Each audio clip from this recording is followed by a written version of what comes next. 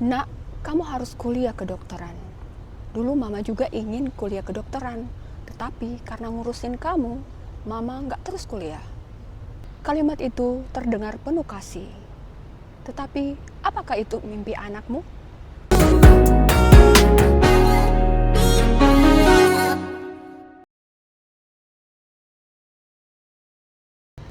Belakangan ini banyak orang membicarakan satu drama Korea dengan judul Teach You a Lesson. Drama ini menduduki peringkat teratas di Netflix. Kali ini kita akan membicarakan khusus episode ke-8. Di episode itu, ada seorang ibu yang begitu keras mendorong anaknya untuk menjadi dokter. Ia rela berkorban apa saja demi untuk masa depan anaknya. Namun semakin keras ia mendorong, semakin jauh hubungannya dengan anaknya. Yang menarik adalah sang ibu ini tidak sedang membenci anaknya. Ia sedang menyatakan cinta pada anaknya. Hari ini kita akan belajar dari kisah tersebut dan menghubungkan dengan teori kecerdasan majemuk dari Howard Gardner. Karena bisa jadi masalahnya bukan terletak pada kepintaran sang anak, tetapi kita orang tua yang belum mengenali kepintaran anak kita sendiri. Mari jujur, orang tua tidak memaksa karena mereka jahat, tetapi karena mereka ingin masa depan anaknya yang terbaik. Mereka memaksa anaknya karena mereka takut. Takut anaknya miskin financially, takut anak mereka susah, dan takut dianggap gagal oleh lingkungan sekitar. Di sekitar kita seringkali kita mendengar, kalau menjadi dokter, hidupmu akan terjamin. Kalau menjadi PNS, hidupmu tak akan susah. Tapi kalau kamu jadi seniman, kamu mau makan apa? Kebanyakan orang tua masih memakai peta lama untuk dunia yang sudah berubah. Sehingga kesuksesan itu sendiri terasa begitu sempit. Kalau bukan menjadi dokter, mungkin bisa dikatakan gagal.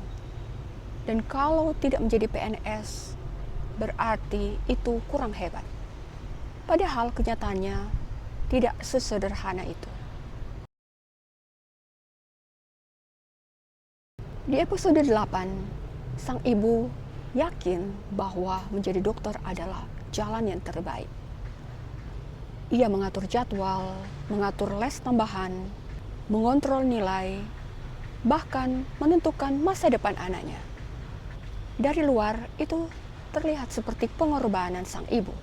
Tetapi bagi sang anak itu sendiri, itu adalah penjara. Mungkin ia akan berhasil masuk fakultas kedokteran, tetapi kemudian ia akan depresi.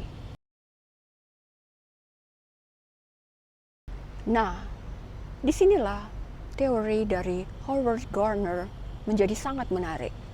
Gardner menyatakan bahwa kecerdasan manusia tidak hanya satu. Bukan hanya ranking kelas saja, beliau memperkenalkan konsep multiple intelligences. Artinya setiap anak memiliki kecerdasan yang berbeda dengan anak yang lain.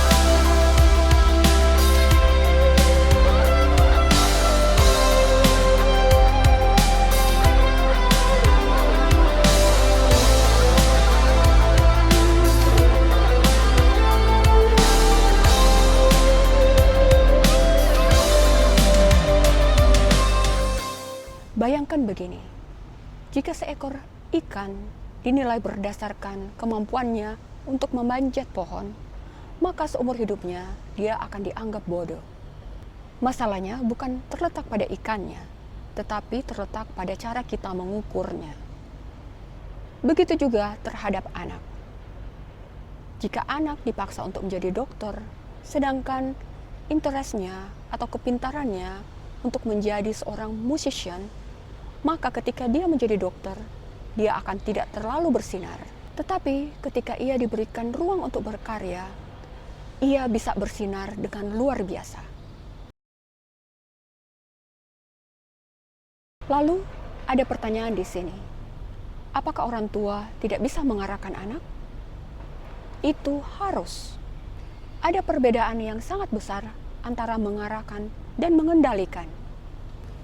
Mengarahkan membuka pintu, tetapi mengendalikan menutup pintu. Mulailah dengan mengamati. Apakah minat anak Anda? Apakah kegiatan yang sangat dia sukai? Apakah kegiatan yang membuat matanya berbinar? Apa yang ia lakukan bahkan ketika tidak disuruh? Kadang petunjuk masa depan anak bukan terlihat saat ujian, tetapi saat ia bermain, saat ia menggambar, saat ia menolong orang lain, dan saat dia bercerita. Tugas orang tua bukanlah menjadikan anak salinan atau kopian dirinya. Tugas orang tua adalah menemukan siapa diri anak mereka dalam kemanusiaan mereka. Pelajaran terbesar dari episode 8, Teach You a Lesson, bukanlah hanya ambisi orang tua, tetapi bagaimana orang tua bisa mendengarkan sang anak. Anak tidak membutuhkan orang tua yang sempurna, tetapi anak membutuhkan orang tua yang memahami. Karena ketika mereka dipahami, mereka akan bertumbuh. Saya percaya setiap anak itu cerdas. Sampai jumpa di pembahasan berikutnya. Salam hangat saya untuk seluruh orang tua di Indonesia.